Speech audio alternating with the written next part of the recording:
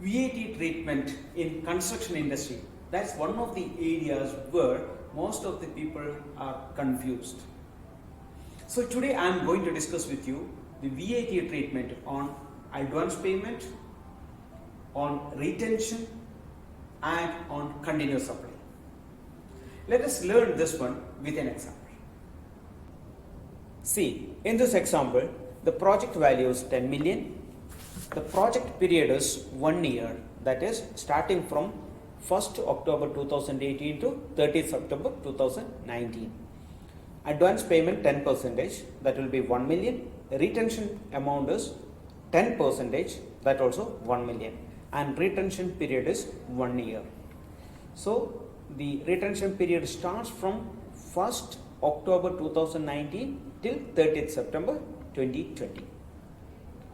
And see here, the first stage of project is started on 1st October 2018 and 20% of the work is completed in 2 months.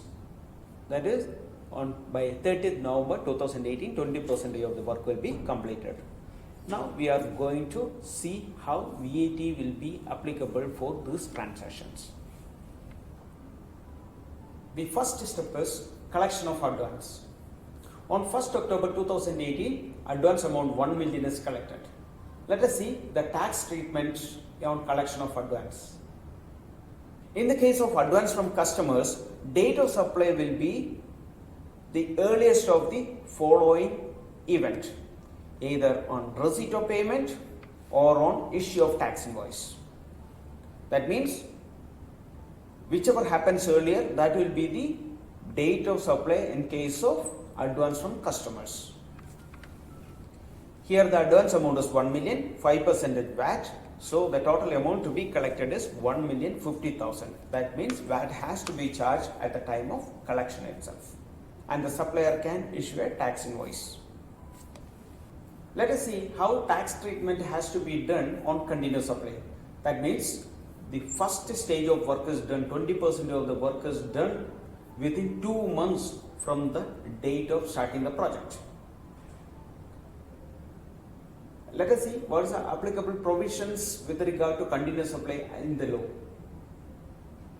As per Article 26 of the law, the date of supply in the case of periodic payments or consecutive invoices, that is construction projects, the due date for tax will be either on the date on which tax invoice is made or the due date for payment as per tax invoice or the date of receipt of payment, that means collection, whichever happens earlier. In short, whatever happens earlier from these 3 events, that will be the date of supply in case of consecutive invoices. The work was started on 1st October 2018 and 20% of the work is completed by 30th November 2018. That means 2 million worth of project is completed by 20th November 2018. In that, 10% advance was collected and 10% retention is included.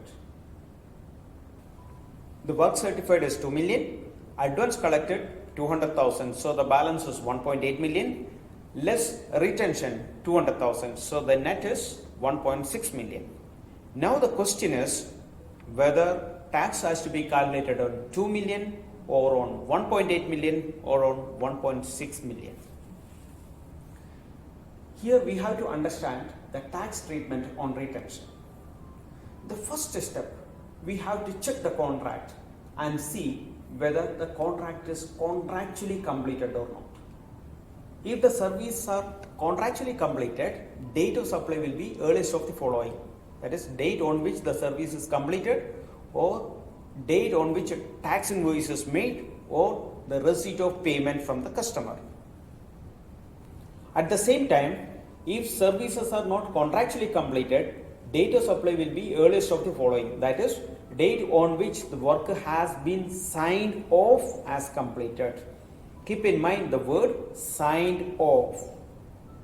Issue of tax invoice or receipt of payment, whichever happens earlier. Now you have to check the contract. Check whether there is a word sign off on completion of the defective liability period. If there is no sign off on completion of retention period, then you have to charge VAT on 1.8 million, that is total work completed less advance amount. Otherwise, if there is a word sign off on completion of defective liability period, the date of supply can be postponed till end of retention period. In such cases, you can charge VAT on 1.6 million. So in the case of construction industry or contracting activity, important point is the retention treatment, the VAT on retention. So make sure that your contract is well structured before you start the assignment, and the VAT has to be charged based on the clauses mentioned in the contract.